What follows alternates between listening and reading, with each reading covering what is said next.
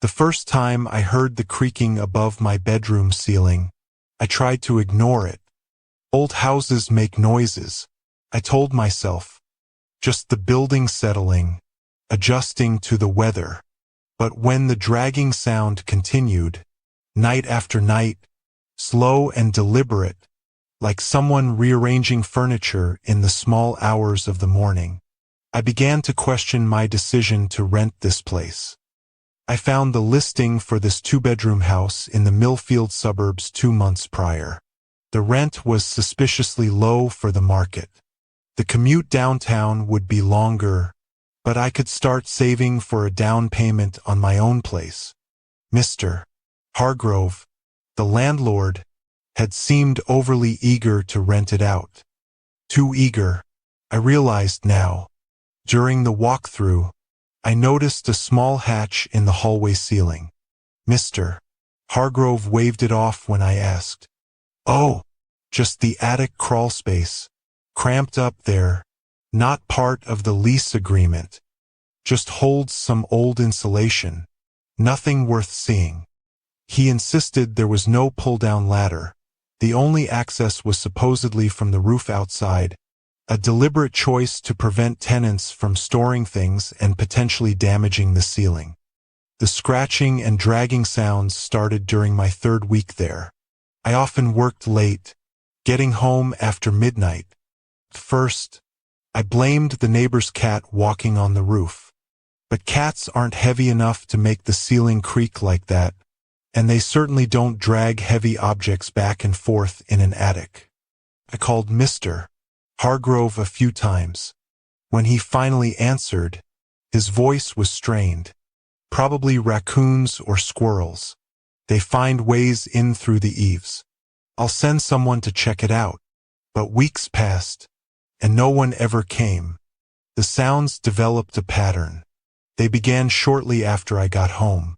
Often gentle footsteps pacing the length of the attic, followed by the distinct dragging. Sometimes it sounded like furniture being rearranged. Other times, like a single heavy weight being pulled across the floorboards. On nights I arrived home later than usual, the sounds seemed to be waiting, as if whoever, or whatever, was up there had grown impatient. What unnerved me most was the growing realization that my presence seemed to trigger the activity. If I left the room, turned on the TV, the noises would cease until I returned. As if it knew when I was alone, vulnerable. Sleep became elusive.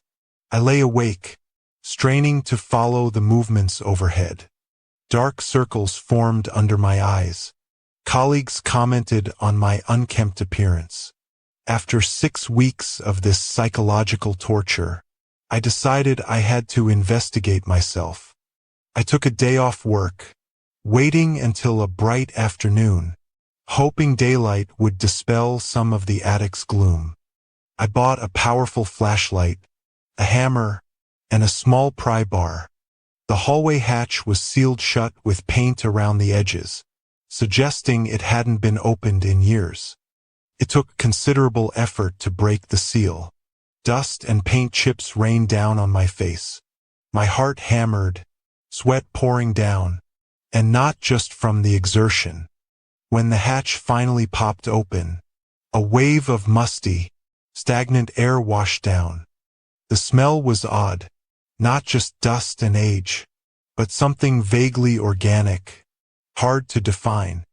I shone the flashlight into the darkness. Rough wooden rafters, old, packed-down insulation. No ladder. I dragged the dining table underneath, stacked a chair on top. The makeshift arrangement looked precarious, but it held long enough for me to climb up and hoist myself through the opening. The attic was larger than Mr. Hargrove had implied, though the sloped roof prevented me from standing fully upright. Thick dust coated the floorboards, mostly undisturbed except for one clear path worn through the middle. My flashlight beam revealed footprints, not rodent or raccoon prints. They looked human, but not quite right. elongated, strangely spaced, as if whoever made them had an unnatural gait. The path led from the hatch towards the far corner of the attic, where the slope of the roof met the floor. As I followed the tracks, my breathing grew shallow and rapid. The air was thicker here.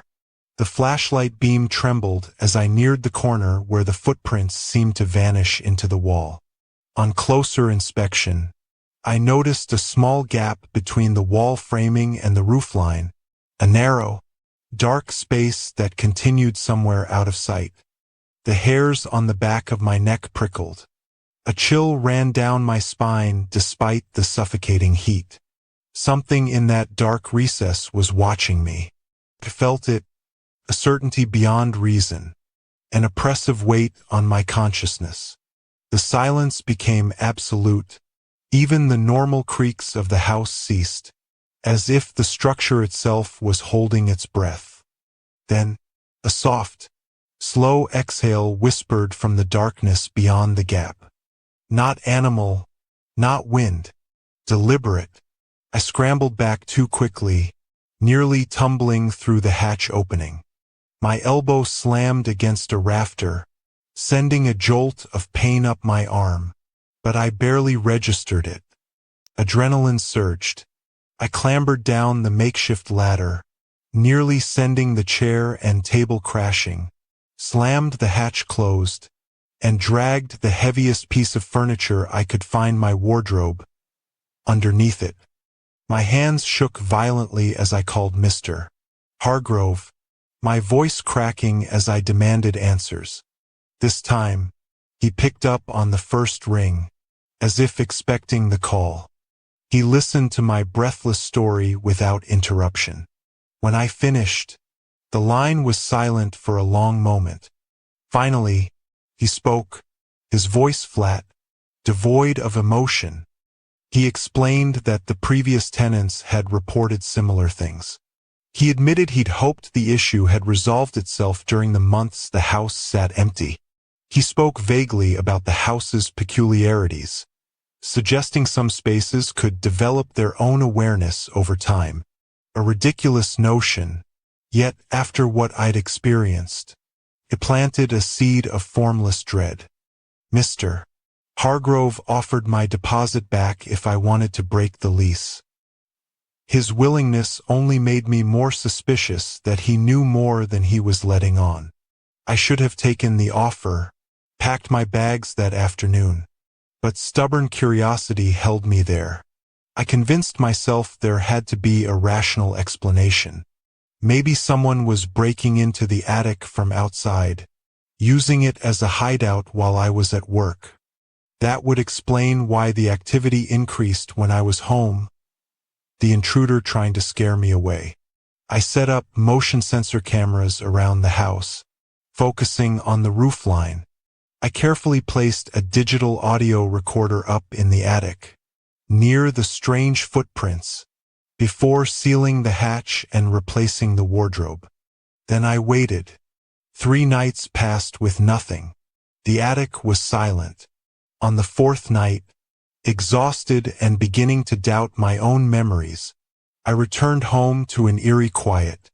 The camera footage showed nothing, but the audio recorder had triggered multiple times. The first few recordings were just ambient noise. The last one started similarly, then captured the front door opening and closing as I left for work. 2 hours of silence passed. I was about to fast forward when I heard it, the familiar dragging sound, much clearer now. Then the slow footsteps, the uneven rhythm, like a limp. They approached the recorder, growing louder, then stopped right beside it. What came next turned my blood cold. Deep, ragged breathing, punctuated by wet, snuffling sounds, as if something was trying to catch my scent. After several minutes, a voice emerged, so distorted and choked I initially thought it was static. But as I listened again and again, the words became unmistakable. Home. Soon. Just then, my phone rang. making me jump and drop the recorder. It was Mr. Hargrove. Before I could speak, he asked if I'd been back in the attic, his voice laced with an urgency I hadn't heard before. I stammered out an admission, told him about the recording. His reaction was immediate and fierce. "Leave the house now. Don't pack anything. Just get in your car and drive to the address I'm texting you. I'll explain everything when you're safe." As I stood there, phone in hand, trying to process the frantic instructions, the power cut out. The house plunged into absolute darkness. And in that darkness, I heard the unmistakable sound of the attic hatch being forced open from above. The wardrobe I'd placed as a barrier scraped across the hallway floor, shoved aside by an unimaginable force from above. My body froze in terror as something heavy dropped from the ceiling with a floor-shaking thud. In the blackness, I heard those uneven footsteps approaching, the same distinct rhythm from the recording. My paralysis broke. I lunged for the front door, fumbling with the lock as the footsteps closed the distance behind me. The cold night air hit my face as I burst outside, not daring to look back, running for my car. The engine roared to life, headlights illuminating the empty porch as I reversed out of the driveway with reckless speed. I drove straight to the address Mr. Hargrove sent, a small motel off the highway. He was waiting in the parking lot, looking older and more haggard than I remembered. He handed me a room key, saying we'd talk in the morning. He pointed to something dark smeared on the back of my shirt, looking disturbingly like dirt mixed with something black and viscous. I never went back to that house. Mr. Hargrove arranged for movers, though several items, including the audio recorder, were reported missing. My police report was dismissed for lack of evidence. I later learned the house had seen 7 tenants in the past decade, none staying longer than 3 months. Local rumors spoke of the property once being part of a larger estate with a troubled history.